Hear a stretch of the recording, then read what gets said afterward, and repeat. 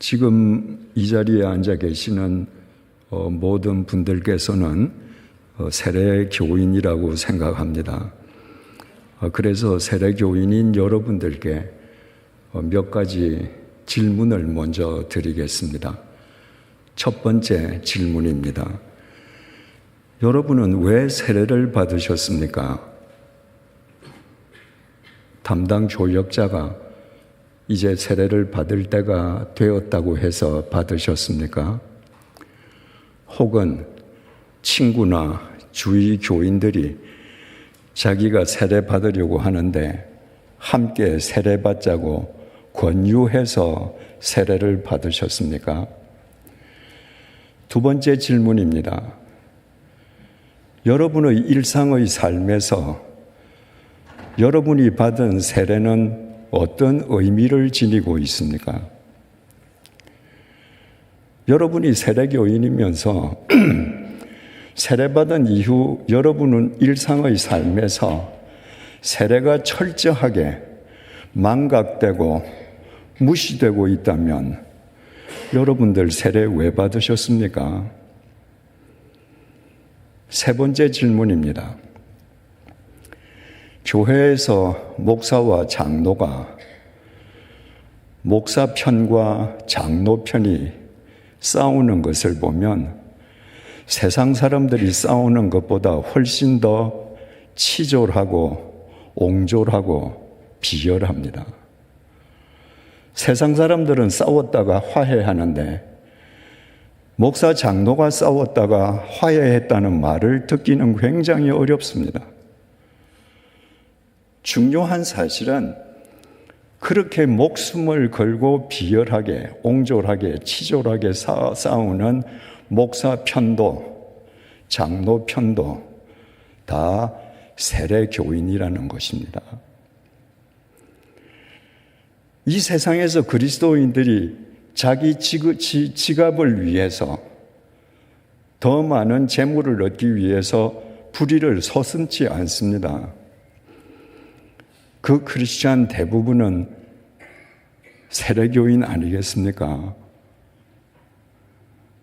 몇 해 전에 미국 국세청에서 이 미국 땅에 합법적으로 이민 와서 살고 있는 외국 민족 가운데에 탈세를 가장 많이 한 민족으로 한민족을 꼽아서 발표했습니다. 그건 미 국세청 발표입니다.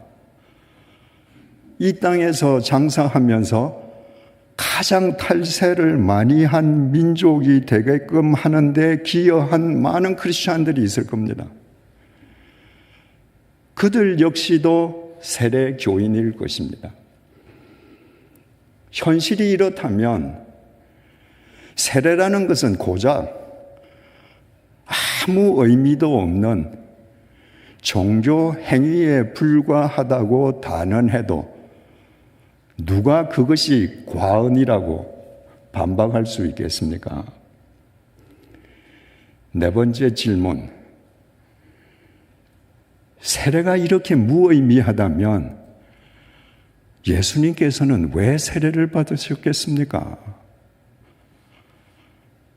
예수님께서는 일부러 요단강에서 세례를 주는 세례자 요한을 찾아가셔서 그가 만류함에도 불구하고 세례를 받으셨습니다.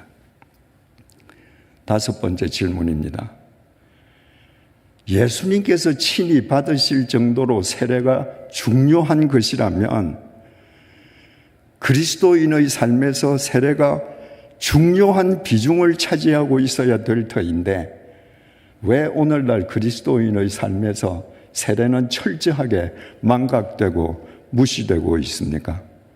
대체 무엇이 어디에서부터 잘못된 겁니까? 공식 2000년 전 소위 마가 다락방이라고 불리던 그 방에서 함께 기도하던 120명으로부터 태동되었습니다. 그 120명에게 역사적인 사건이 일어났습니다. 오순절날 그들에게 성령 하나님이 강림하신 것입니다. 성령을 받은 베드로가 오순절을 지키기 위해서 동서남북 원근 각처 지중해 세계에서 모여든 유대인들을 향해서 사자후를 토했는데 오늘 본문이 바로 그 설교의 결론에 해당합니다. 36절입니다. 그런즉 이스라엘 온 집은 확실히 알지니, 이스라엘 온 집, 온 유대인들, 당신들 어영부영하게 알면 안 돼. 당신들 확실히 알아야 돼. 무엇을? 너희가 십자가에 못 박은 이 예수를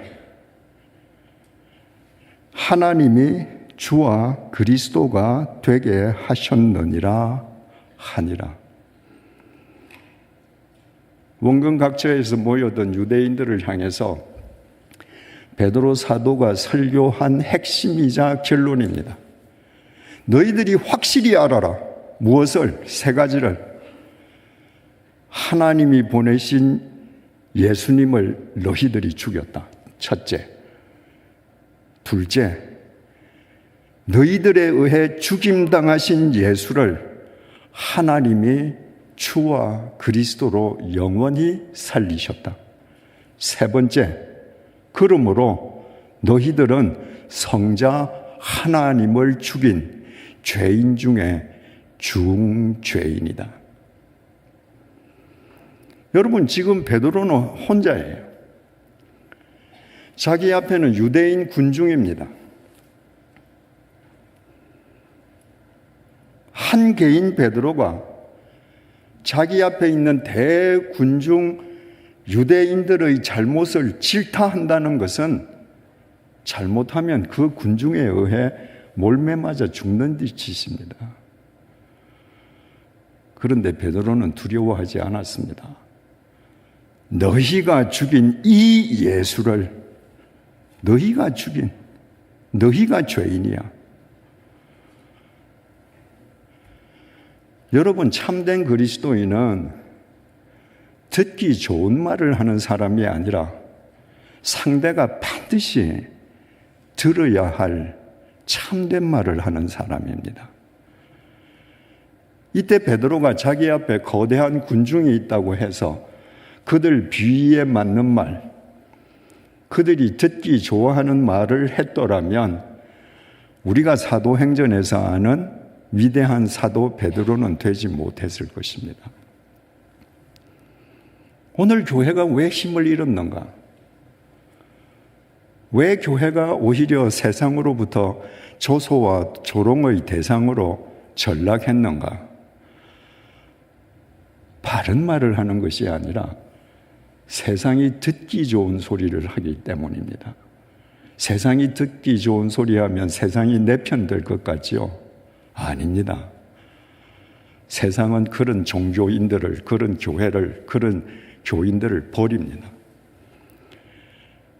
교회의 힘은 세상과 구별된 거룩에서 나오는데, 거룩이라는 것은 듣기 좋은 말이 아니라 들어야 할 주님의 참된 말씀을 원동력으로 삼습니다. 37절입니다. 그들이 이 말을 듣고 마음에 찔려 베드로와 다른 사람들에게 물어 이르되 형제들아 우리가 어찌할꼬 하거늘. 한 개인 베드로의 질타를 받은 유대인들이 찔림을 받았습니다. 찔림을 받다라는 이 헬라어 동사 카타니소는 질주하는 말에 의해서, 말 발굽에 의해서 땅이 움푹 패인 상태를 가리킵니다. 그들은 자기네들이 살인자라고 생각하지도 않았는데 너희들이 살인자야 하는 말을 듣고 얼마나 크게 찔림을 받았던지 말 발굽에 의해서 땅이 움푹 패이듯이 그들이 충격을 받았습니다. 여러분, 그들에게도 논리적으로 반박할 말이 얼마든지 있었습니다. 예수를 죽음으로 몰고 간 건 대제사장 무리야. 예수를 법정으로 죽으라고 사형 선고한 건 빌라도 총독이야. 골고다 언덕에서 예수의 손발에 직접 못을 박은 사람들은 로마 군인이야. 우리는 아니야. 우리가 잘못한 것이 있다면 그저 대제사장 무리 선동을 당해서 잠시 빌라도 법정에서 예수 죽이라고 소리친 것밖에 없어. 얼마든지 논리적으로 반박할 수 있었습니다. 그러나 그 누구도 베드로의 질타에 반박하려거나 맞서려 하지 않았습니다. 그들은 말발굽에 의해 땅이 패이는 것 같은 충격을 받으며 양심의 찔림을 받았습니다. 그들의 양심이 살아있었기 때문입니다. 많은 그리스도인들이 성경을 읽으면서 양심의 찔림을 받습니다. 그러나 그때뿐이에요. 양심의 찔림이 오면 얼른 그 순간을 모면하거나 회피해버립니다. 그런 일이 반복되다 보면 양심이 무뎌집니다. 어떤 글을 읽어도 어떤 말씀을 들어도 양심에 찔림이 없습니다. 그런 양심은 죽은 양심입니다. 한 크리스찬이 싱싱하게 살아있는 양심, 하나님의 말씀 앞에서 찔림을 받는 양심을 견지하느냐? 아니면 아무리 찔러도 아무런 감각도 없는 죽은 양심의 소유자로 살아가느냐? 그것은 철저하게 그 개인의 책임이고 선택사항입니다. 양심의 찔림을 받았던 그 유대인들이 베드로와 사도들에게 물었습니다. 형제들아, 우리가 어찌할꼬? 여러분, 찔림 어찌할꼬? 이것이 믿음입니다. 찔림과 어찌할꼬의 교직 속에 믿음은 성숙해집니다. 찔림을 받는데 어찌할꼬 하지 않는다. 아예 찔림도 안 받는다. 어떻게 그 믿음이 성숙해질 수 있겠습니까? 히브리서 4장 12절, 13절 말씀입니다. 하나님의 말씀은 살아있고 활력이 있어 좌우에 날선 어떤 검보다도 예리하여 혼과 영과 및 관절과 골수를 찔러 쪼개기까지 하며 또 마음의 생각과 뜻을 판단하나니 지으신 것이 하나도 그 앞에 나타나지 않음이 없고 우리의 결산을 받으실 이의 눈앞에 만물이 벌거벗은 것 같이 드러나느니라. 요즘 교인들은 말입니다. 요절신앙으로 살려고 그럽니다. 요절신앙은 전부 내 입맛에 맞는 구절들입니다. 그저 내 듣기 기분 좋은 말씀들. 여러분, 하나님의 말씀을 창세기부터 쭉 읽어보십시오. 나를 위로하고 내게 평안을 주시고 내가 듣기 좋은 말은 몇 프로밖에 없습니다. 90% 이상은 하나님의 말씀은 우리의 혼과 영과 관절과 골수와 마음의 생각과 뜻을 찔러 쪼개는 말씀입니다. 왜? 하나님이 우리를 사랑하시기 때문에. 우리는 죄성을 가진 인간이에요. 하나님의 말씀이 우리를 찔러 쪼개지 아니하시면 우리는 죄성을 가지고 있으면서도 마치 의인인 양 살다가 무너지는 겁니다. 그래서 하나님의 말씀은 우리를 찔러 쪼개요. 무엇으로 나아가라고? 어찌할 거로 나아가라고. 찔림을 받은 사람에게 어찌할 거를 가르쳐주는 책이 성경 말씀입니다. 뭐 다 잘 아시지만 혼, 관절, 골수, 마음, 생각, 뜻 하나도 눈에 안 보이는 거죠. 제가 이렇게 그럴듯하게 여러분들 앞에 서 있어도 제 혼이 어떤 상태인지, 영이 어떤 상태인지, 제 지금 관절이 어디가 어떻게 골마가는지 여러분들 다 모르시잖아요. 중요한 건 저도 모른다는 거예요. 내가 어떤 인간인지 나도 몰라요. 그런데 하나님의 거울 앞에 서면 내 눈으로 볼 수 없는 내 속이 벌거벗은 듯이 다 드러나는 겁니다. 그래서 어찌할 거가 터져 나오는 거예요. 38절 찔림을 받고 어찌할꼬 질문한 유대인들에 대한 베드로의 답변이 38절입니다. 베드로가 이르되 너희가 회개하여 각각 예수 그리스도의 이름으로 세례를 받고 죄사함을 받으라. 그리하면 성령의 선물을 받으리니. 찔림을 받고 어찌할꼬 하는 사람들에게 베드로가 대답했습니다. 38절은 뒤에 가서 다시 상세하게 살펴보겠습니다만은 중요한 것을 말씀드리면 회개해라. 회개라는 것은 자복이 아닙니다. 자복은 입으로 하는 거예요. 한국의 거의 모든 크리스천들이 회개와 자복을 혼동하면서 삽니다. 예배당에 와서 설교 말씀 듣고 하나님 저 잘못했습니다. 용서해 주세요. 용서해 주세요. 이건 자복입니다. confess입니다. repent, 회개라고 하는 건 내가 잘못된 것을 깨달은 것을 행동하는 겁니다. 가던 길을 돌아서는 거예요. 지금 베드로가 회개해라.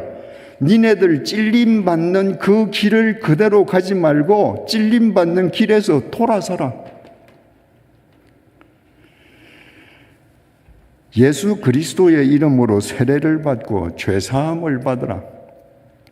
헬라어 원문에는 다르게 기록되어 있습니다.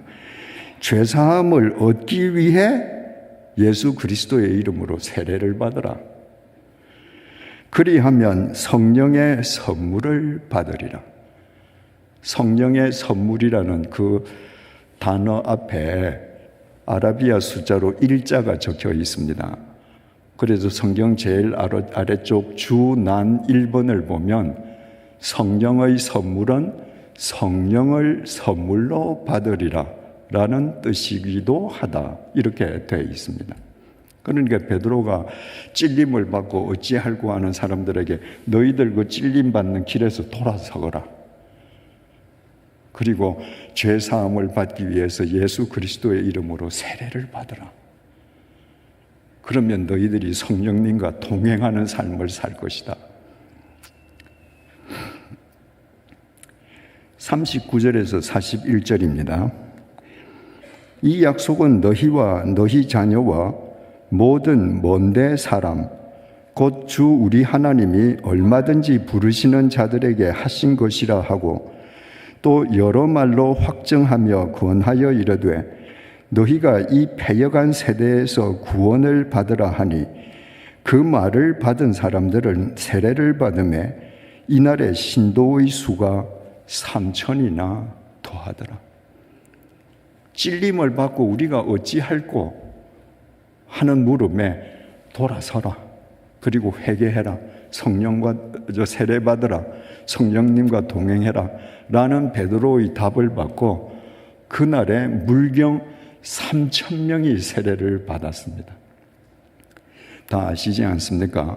성경에 있는 모든 숫자는 남자 장정, 그러니까 가장의 숫자입니다. 42절, 그들이 사도의 가르침을 받아 서로 교제하고 떡을 떼며 오로지 기도하기를 힘쓰니라. 세례받은 사람이 함께 모여서 성경 공부를 하고 함께 빵을 나누고 신앙생활을 시작했습니다. 이게 다가 아니었습니다. 사도행전 4장 4절입니다. 말씀을 들은 사람 중에 믿는 자가 많으니 남자의 수가 약 5천이나 되었더라. 오늘 3,000명이 세례를 받았는데 며칠 지나지 않아서 믿는 자의 수란 세례받은 자의 수라는 겁니다. 그 수가 남자 가장의 수만 5,000명이었더라. 여러분, 오늘 3,000명, 며칠 후에 5,000명, 8,000명이 세례를 받고 그리스도인이 되었습니다.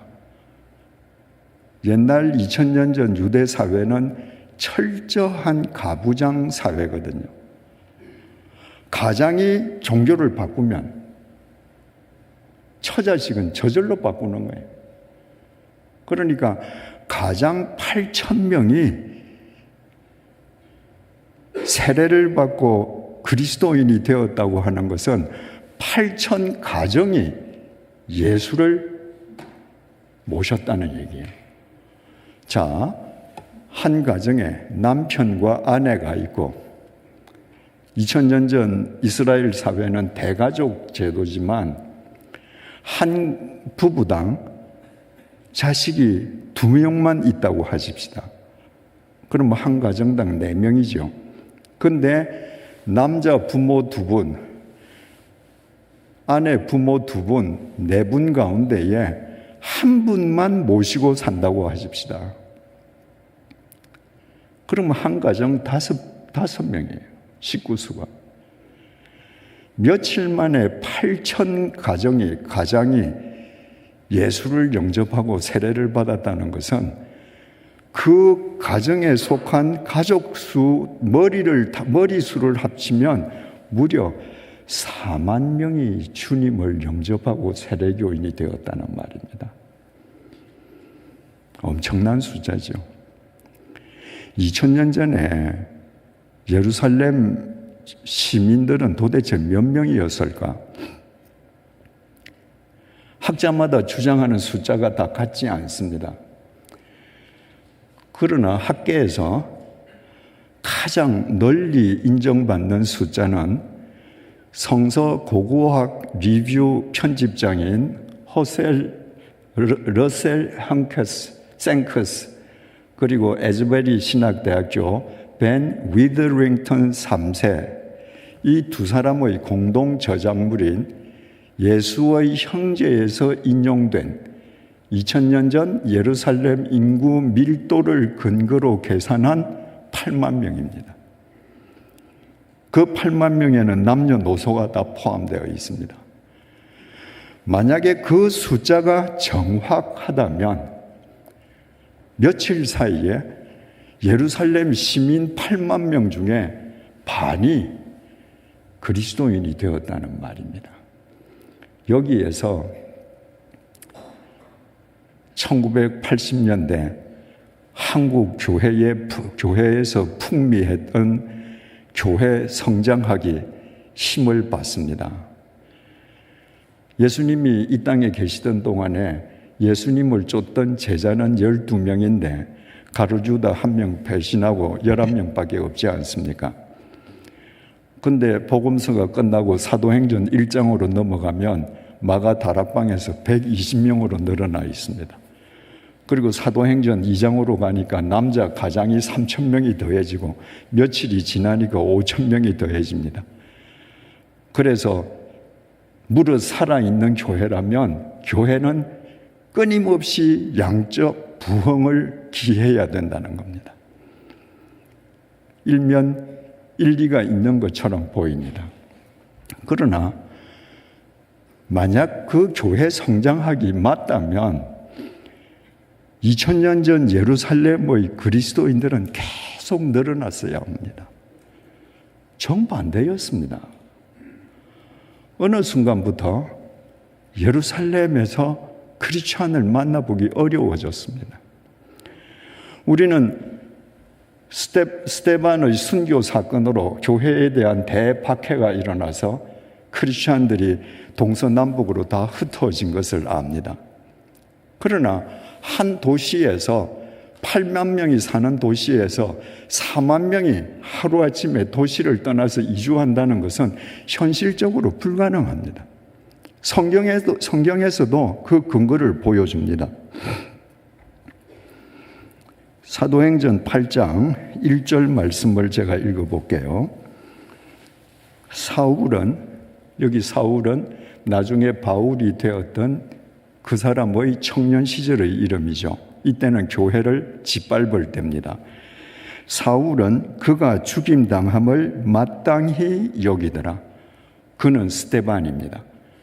스데반이 순교당에 돌에 맞아 죽는 것을 이때만 해도 바울은 마땅히 여기는 사람이었습니다. 그날에 예루살렘에 있는 교회에 큰 박해가 있어 사도 외에는 다 유대와 사마리아 모든 땅으로 흩어지니라.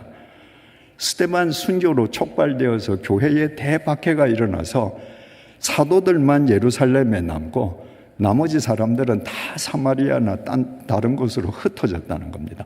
다 흩어졌다는 거예요. 그런데 헬라어 단어 파스는요, 다를 뜻하기도 하지만 많이를 뜻하기도 합니다. 주님을 영접했던 사람, 그 많은 사람들 가운데에 많은 사람이 흩어졌다. 그러면 아직도 많은 사람이 남아 있습니다. 그 증거가 2절, 3절에 나옵니다. 2절입니다. 경건한 사람들이 스데반을 장사하고 위하여 크게 울더라. 지금 스데반이 죽었습니다. 그리고 막 박해가 일어나니까 예수를 믿는 사람들은 예루살렘을 떠났습니다.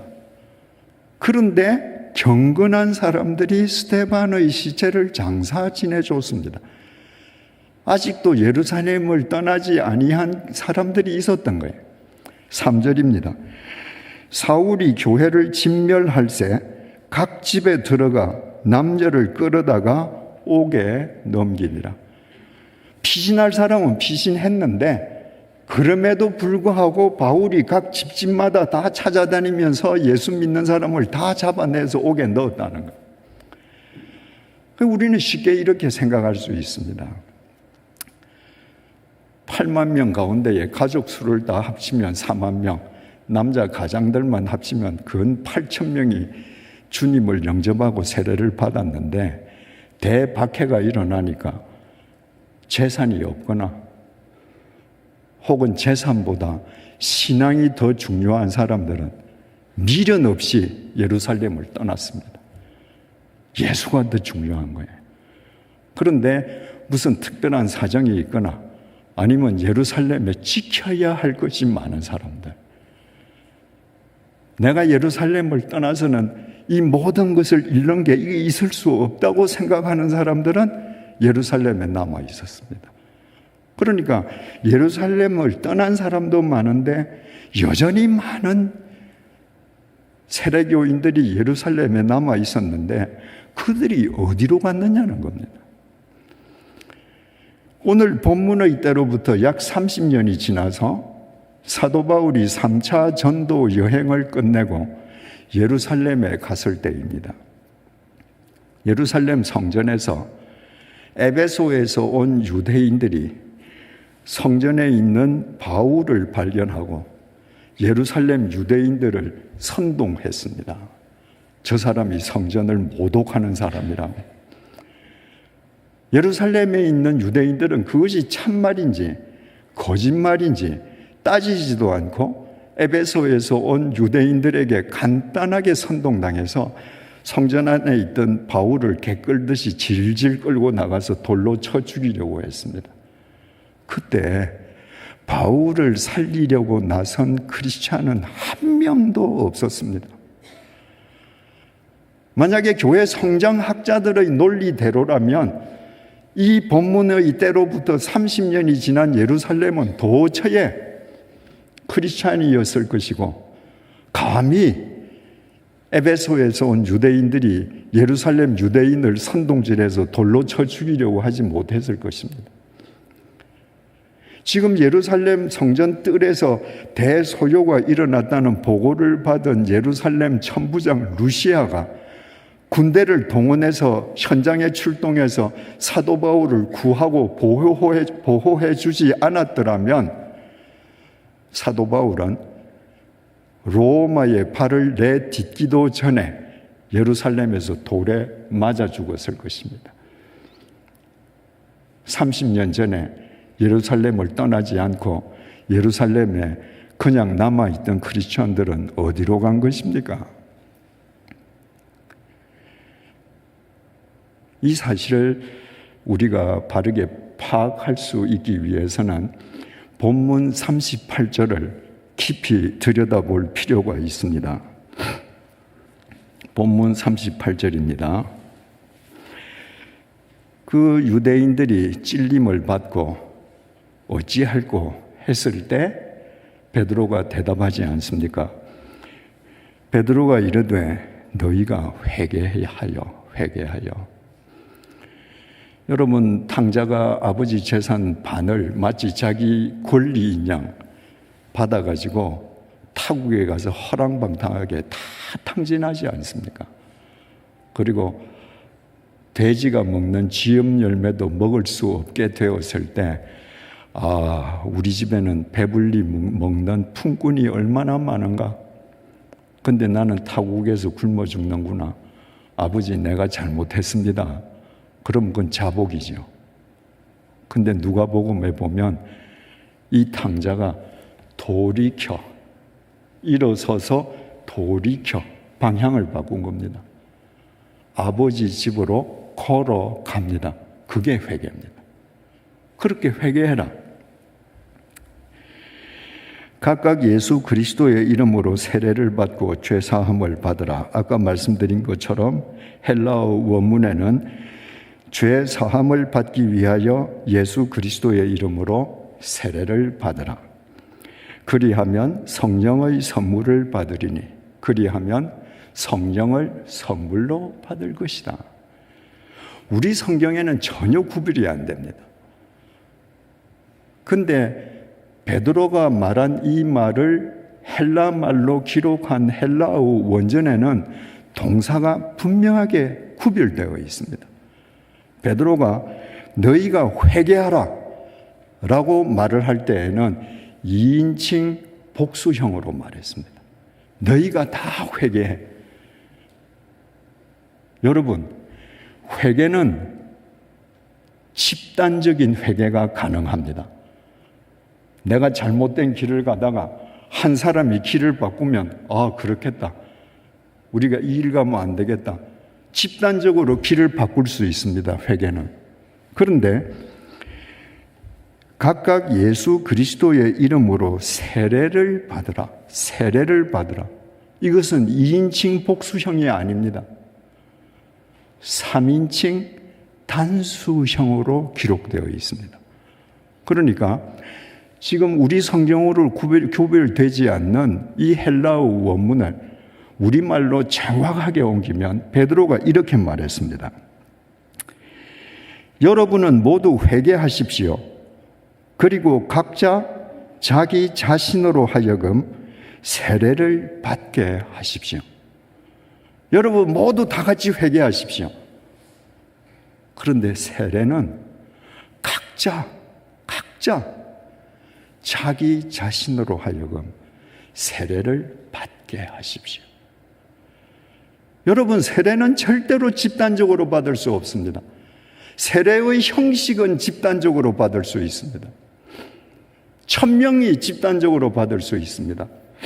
그런데 세례의 본질은 그리스도와의 연합입니다. 그리스도와의 연합은 집단적으로 이루어지는 것이 아니라 철저하게 개인의 의지에 의한 개인과 하나님의 관계에서 이루어지는 겁니다. 그래서 베드로가 여러분은 회개하십시오. 그리고 각자 자기 자신으로 하여금 세례를 받게 하십시오. 바울이 세례의 본질을 로마서 6장 3절에서 5절에 이렇게 정확하게 밝혔습니다. 무릇 그리스도 예수와 합하여 세례를 받은 우리는, 세례의 본질은 연합이라고 그랬죠. 예수와 합하여 세례를 받은 우리는 그의 죽으심과 합하여 세례를 받은 줄을 알지 못하느냐. 그러므로 우리가 그의 죽으심과 합하여 세례를 받음으로 그와 함께 장사되었나니 이는 아버지의 영광으로 말미암아 그리스도를 죽은 자 가운데서 살리심과 같이 우리로 또한 새 생명 가운데서 행하게 하려 함이라. 만일 우리가 그의 죽으심과 같은 모양으로 연합한 자가 되었으면 또한 그의 부활과 같은 모양으로 연합한 자도 되리라. 우리가 세례를 왜 받는가? 침례교인들처럼 침례탕에 들어가서 몸을 다 잠그든, 아니면 침례교를 제외한 다른 교단 교인들처럼 머리에 물방울을 뿌리는 세례를 받든, 그 세례의 외적 형식을 거치는 이유는 하나입니다. 세례의 본질, 그리스도와 연합하기 위함입니다. 세례를 받다라고 하는 헬라어 동사가 밥티조인데, 그 동사의 본래 뜻은 물에 잠긴다는 뜻입니다. 그래서 예수님께서도 세례 받으실 때 요단강에 가셔서 밥티조 하시지 않았습니까? 자, 이제 요단강에서 옛날 2000년 전에 사람들이 세례받는 그 모양을 생각해 보십시오. 물 속에 온 몸을 잠그기 위해서는 호흡을 하다가 호흡을 끊어야 됩니다. 끊고 물 속에 들어가는 순간에 나는 십자가에서 내 죄를 대신 치르시고 돌아가신 주님의 죽음과 연합하는 거예요. 나는 물 속에서 죽은 겁니다. 나의 옛 사람은 죽은 거예요. 물 속에 들어갔다가 내가 나올 때 어떻게 돼요? 숨을 다시 쉽니다. 새 숨입니다.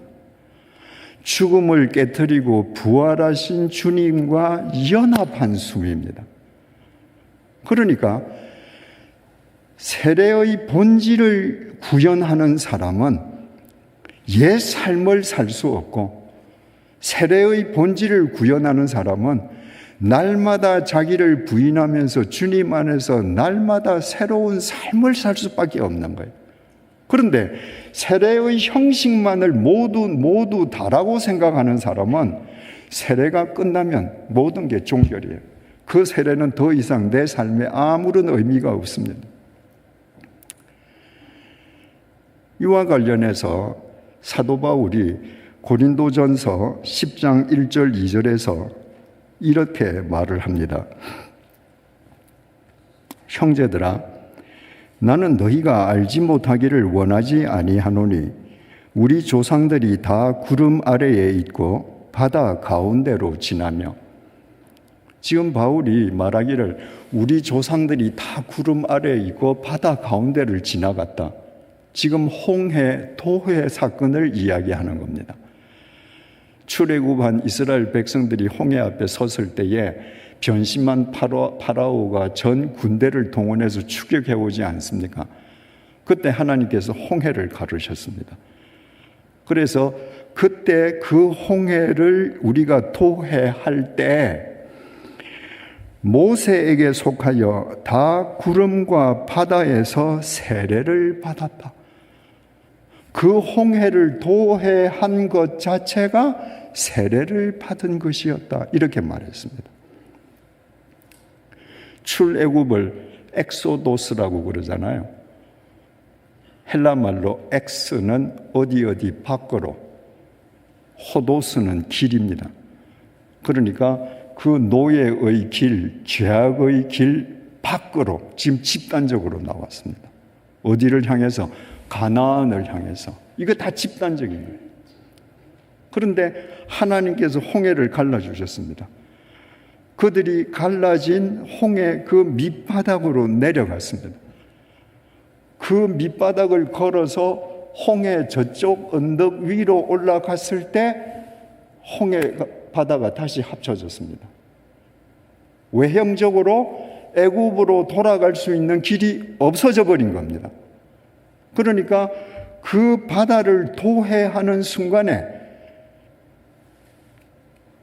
에집트에서 노예살이 하던 그들의 옛사람은 죽고 저 언덕 위로 올라가는 순간에 가나안을 향한 새 사람으로 거듭나서 그 언덕을 올라가는 거예요.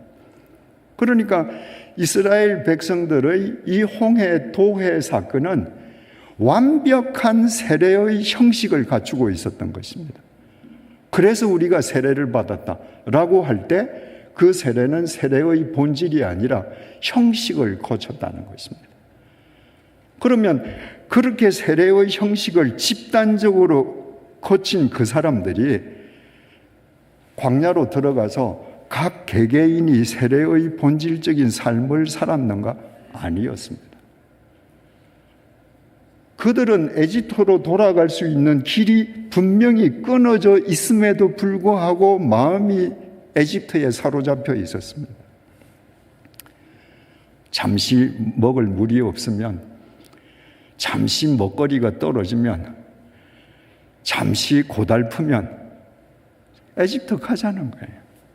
에집트에서 그 사람들이 잘 살았습니까? 자기 땅이 있었습니까? 대궐 같은 집이 있었습니까? 아닙니다. 노예입니다. 에집트에 가면 고달픕니다. 그런데도 끊임없이 되돌아가려고 했습니다.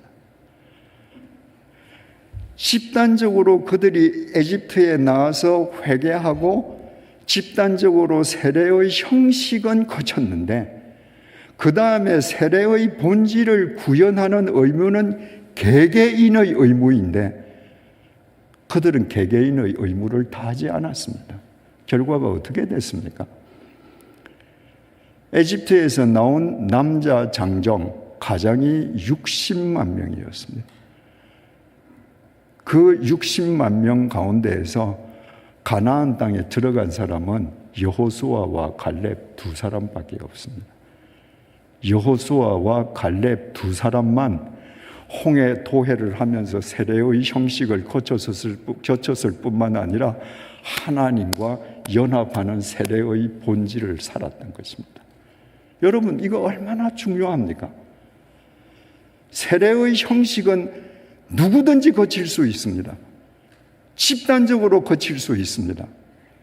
그러나 세례의 본질을 사는 사람은 지극히 적습니다. 그러면 이제 우리 해답을 얻었습니다.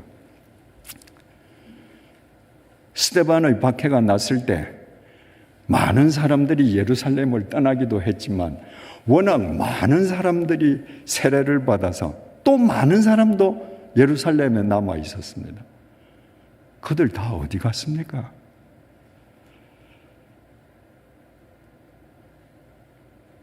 바울이 예루살렘에 올라가서 모함받고 돌팔매질을 당해서 죽임을 당하려는 그 절체절명의 순간에 왜 바울을 구해주려는 한 명의 크리스찬도 예루살렘에 없었습니까?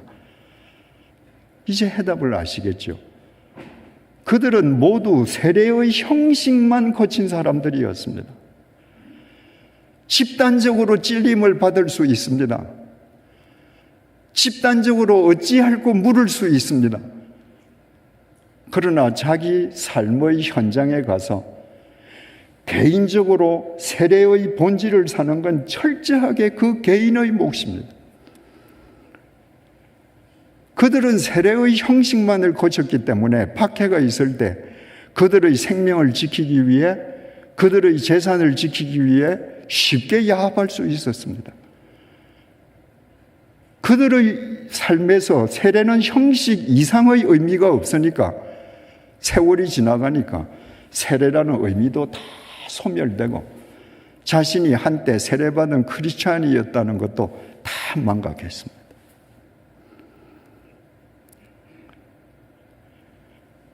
우리가 아무리 세례의 형식을 거쳐도 우리가 그리스도의 죽음과 연합해서 옛사람이 죽고 그리스도의 부활과 연합해서 새로운 삶을 사는 주님과의 연합, 부활의 본질을 삶으로 살아내지 않는다면 우리는 광야에서 죽은 59만 9,998명의 출애굽 1세대, 세례를 받긴 받았지만 예루살렘에서 지킬 것을 지키느라고 세례받은 사실조차도 다 망각해버린 그 사람들, 그들과 동일할 수밖에 없습니다.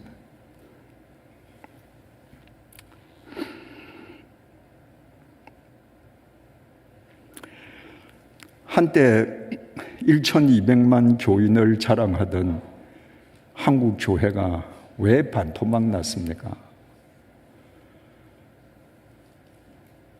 왜 교회가 점점 생명력을 잃고 세상으로부터 조롱과 비난의 대상으로 전락하고 있습니까? 국내외를 막론하고 그동안 교회가 세례의 형식만 거치는 크리스찬 군중을 양산했기 때문입니다. 세례의 본질을 사는 크리스천을 세우는 일에는 등한시하고 머리수만 늘리는 형식만 거치는 군중만 배출했기 때문입니다. 여러분, 군중은 실체가 없습니다. 실체가 없기 때문에 군중은 책임지지도 않습니다. 여러분이 깨어있는 세례의 본질을 구현하는 진짜 예수쟁이가 아니라 크리스찬 군중으로 살면요, 여러분은 주님의 말씀이 아니라 아무리 예배당에 다녀도 시류에 휩쓸리면서 여러분 욕망의 노예로 살 수밖에 없습니다. 기록을 찾아보니까 뉴욕 퀸즈 한인교회는 올해로 창립 54주년을 맞는 것 같습니다. 뉴욕 퀸즈 한인교회는 어떻습니까? 지난 54년 동안에 세례의 형식만을 거친 군중만 양산하면서 양적으로 크다고 자랑했습니까? 아니면 소수일망정, 세례의 본질을 살아내는 진짜 예수쟁이를 세워내기 위해서 애썼습니까? 우리 모두가 세례의 형식이 아니라 세례의 본질을 살아내는 진짜 예수쟁이가 되기 위해서는 두 가지 사실을 반드시 유념해야 합니다. 첫째는 그리스도로 옷 입고 살아야 합니다. 갈라디아서 3장 27절입니다. 누구든지 그리스도와 합하기 위하여 세례를 받은 자는, 바울이 갈라디아서 쓰지 않았습니까? 그러니까 정확하게 표현했습니다. 누구든지 그리스도와 합하기 위하여, 합하다? 연합이죠. 누구든지 그리스도와 연합하기 위하여 세례를 받은 자는, 그러니까 참된 그리스도인이라면 내가 세례를 받는다는 것은 그리스도와 연합하는 본질을 구현하기 위해서 세례를 받는다는 건 다 안다는 거죠. 그 사람은 그리스도로 옷 입었느니라. 그리스도로 옷 입었느니라. 더 쉽게 번역하면 그리스도를 옷으로 입었느니라. 여러분, 세례의 본질을 구현하는 참된 크리스찬으로, 참된 세례교인으로 살기 위해서는 우리 모두 그리스도를 내 옷으로 입고 살아야 합니다. 바꾸어 말하면 그리스도의 제복을 입어야 합니다. 누가 봐도 난 예수쟁이야. 여러분, 세상에는 제복을 입고 사는 사람들이 있습니다. 제복을 입고 사는 사람들은 제복을 입고 있는 동안에 함부로 행동하지 못합니다. 의사와 간호사는 하얀 가운을 입습니다. 그 제복의 뜻은 환자의 생명을 최우선으로 지키고 보호하고 살린다는 공식적인 다짐의 옷입니다. 그래서 그분들은 그 제복을 입습니다. 경찰관들도 제복을 입습니다. 사회 질서와 국민의 생명을 절대적으로 지키고 질서를 유지한다. 그 다짐의 옷이 경찰복입니다. 군인도 제복을 입습니다. 적군이 침입하면 국민을 보호하고 국토 방위를 위해서 내 생명을 버린다. 그 맹세의 옷이 군복입니다. 이처럼 군복에는 공적 의무가 수여되어 있기 때문에 제복을 입는 사람들이요, 범죄를 저지르지요. 동일한 범죄를 저지르는 일반인보다 훨씬 혹독한 세상의 비판을 받습니다. 예를 들어서 의사와 간호사가 하얀 제복을 입고 환자를 상대로 의료 사기를 쳤다. 경찰관이 경찰 제복을 입고 끼리끼리 숨어서 거대 도박판을 벌였다. 군인이 군인 제복을 입고 지나가는 행위를 붙잡아다가 성폭행했다. 여러분, 여론의 몰매를 맞을 겁니다. 왜? 그들은 제복의 사람들이니까. 똑같은 잘못을 저지르는데도 세상 사람이 저지르는 잘못보다도 교회와 예수 믿는 사람들이 잘못하면 왜 10배의 비난을 받는지 아십니까? 우리는 제복의 사람들이기 때문이에요. 그걸 여러분들이 잊고 사는 겁니다. 내가 세례교인이라면, 세례의 본질을 구현하는 사람이라면 나는 그리스도의 제복을 입고 사는 사람입니다. 어떠한 상황에서도, 어떤 유혹의 순간에서도, 어떤 지경에서도 나는 그리스도와 연합한 삶을 살아갈 거야. 그때 세상은 바뀝니다. 두 번째로, 참된 그리스도와 연합하는 세례교인으로 살아가기 위해서는 절대적인 고독의 시간을 가져야 합니다. 여러분, 고독과 고립은 다른 말이 아닙니다. 같은 말이 아닙니다. 고립은요, 내가 여기도 끼고 싶고 여기도 끼고 싶고 이 그룹과도 친하게 지내고 싶은데 그 사람들이 나를 끼워주지 않아요. 그래서 왕따 당하는 데서 오는 소외감이 고립감입니다. 외로움입니다. 고독이라고 하는 것은요, 나는 이 그룹에도 끼일 수 있고 저 팀과들도 친하게 지낼 수 있고 누구와도 나는 좋은 관계를 맺을 수 있지만 하나님 앞에서 내가 바른 그리스도인으로 살기 위해서 하루에 작정된 시간 동안 내가 자발적으로 나를 격리하는 것이 고독입니다. 여러분, 하나님은 절대로 우리를 집단으로 부르시지 않았습니다. 내가 10만 명이 모인 집회에서 주님의 부르심을 받았다 할지라도 그 10만 명 가운데에서 주님은 핀셋으로 찍듯이 나를 개별적으로 부르신 겁니다. 10만 명을 전부 집단적으로, 야, 2005년도 어디 큰 운동장에 있던 10만 명들아 다 나에게로 오라. 너희들 구원받아서. 그렇지 않습니다. 모세도 그랬고요. 아브라함도 그랬고요. 엘리야도 그랬고요. 다메섹 도상에서 바울도 개별적으로 부르심을 받았습니다. 그래서 우리는 절대적으로 하나님과 개별적으로 톡대하는 시간을 가질 때만 우리는 주님과 연합하는 바른 삶을 살아갈 수 있습니다. 함께 모여 박수치고 찬양하고 성경 공부하는 거 굉장히 좋습니다. 그러나 그거와 별도로 거기에서 나를 격리하는 자발적인 고독의 시간, 하나님과 독대하는 시간이 없다면요, 나는 자칫 크리스찬 군중일 뿐입니다. 생각해 보세요. 크리스찬 군중은 실체도 없다고 그랬죠. 책임도 안 진다고 그랬죠. 그래서 교회 다니는 많은 크리스찬 군중들이 하나님 말씀대로 안 삽니다. 불이하게 돈을 법니다.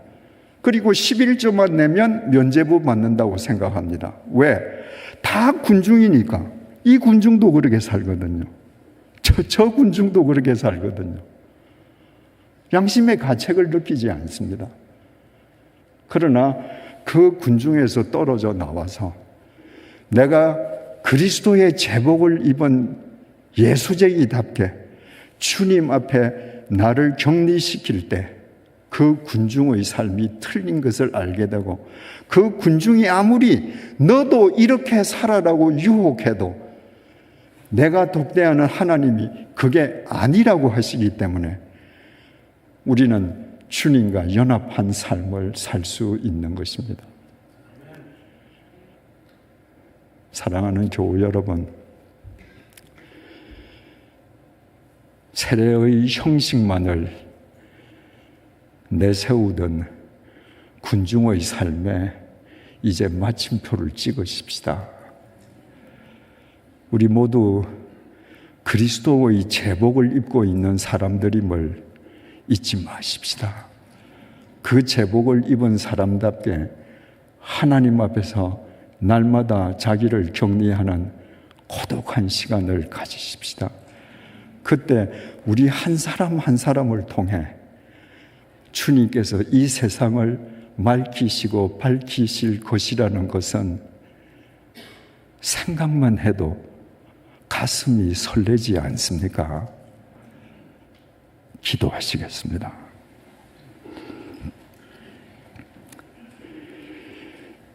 주님, 나는 세례의 형식만을 거친 형식적인 크리스천으로 살아왔습니다. 더 정확하게는 실체도 없는 군중으로 살아왔습니다. 불의한 군중으로 살면서도 다른 사람도 다 그렇게 산다며 양심의 가책을 느끼지도 않았습니다. 오늘 주신 말씀 앞에서 나의 잘못을 회개하오니 용서해 주시기를 간구합니다. 이제부터 하나님의 말씀 앞에서 우리의 양심이 찔림을 받는 살아있는 양심으로 회복되게 해 주셔서 우리의 신앙이 찔림과 어찌할꼬의 교직으로 날마다 성숙해지게 도와주십시오. 우리 각자 그리스도의 제복을 입고 하나님과 고독하게 독대함으로 하나님의 도우심 속에서 주님과 연합하는 세례의 본질을 우리 개개인의 삶으로 구현하는 참된 세례 교인으로 살아가게 해 주십시오. 참된 세례 교인으로 살아가는 우리를 통해 땅에 떨어진 교회의 신뢰도가 회복되게 해 주시고 교회에 상처받은 사람들의 영혼이 소생되게 해 주십시오. 참된 세례교인들의 모임인 퀸즈 한인교회를 통해 뉴욕 땅이 날로 새로워지게 해 주십시오. 예수님 이름으로 기도드립니다. 아멘.